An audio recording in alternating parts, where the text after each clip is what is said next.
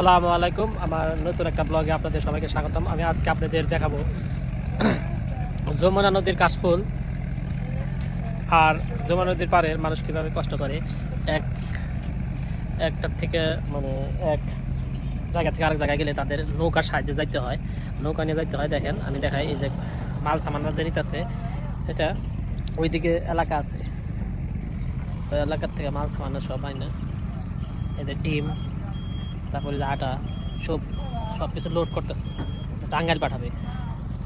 এটা হলো শহরের জীবনযাপন, এইরকমই আর কি। তো খুব কঠিন আর কি, তো কঠিনভাবে জীবনযাপন পার করতে হয়। তার মধ্যে আমরা অনেক ভালো আছি, আল্লাহ অনেক সুখী রাখছে।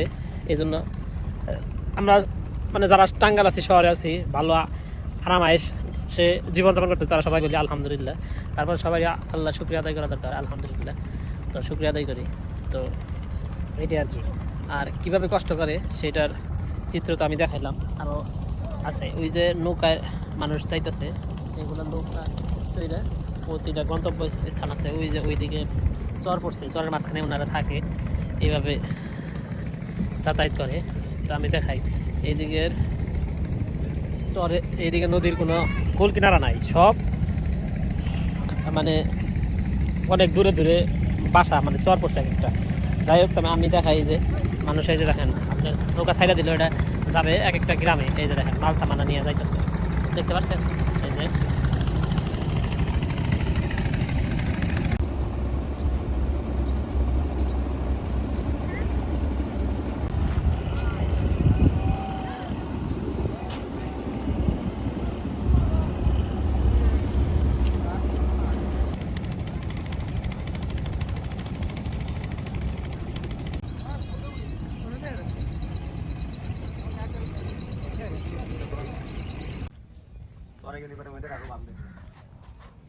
তো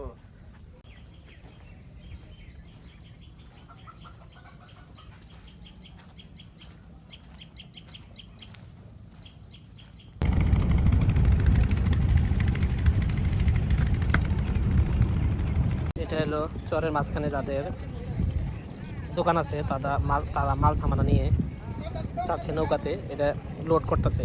এই লোডের মাল যাবে ওই যে ওইদিকে গ্রাম, ওই জায়গায় দেখেন একটা নৌকা যাইতেছে। আমি জুম করে দেখাই, যাত্রীগুলো যাচ্ছে তাদের গন্তব্যে।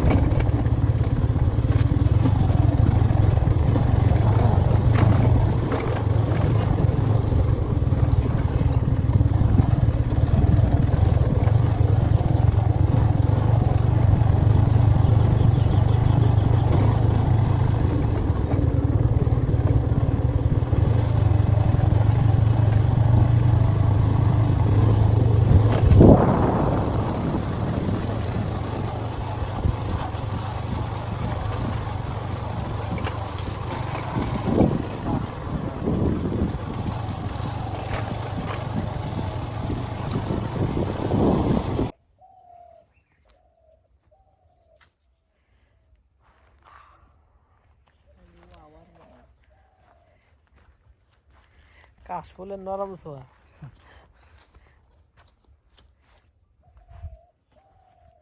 হায় রে কাশফুল। কাশফুলের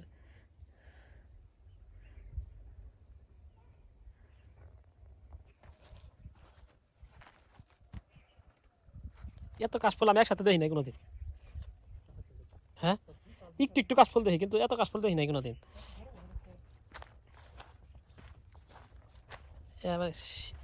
কাশফুলের রাজ্য,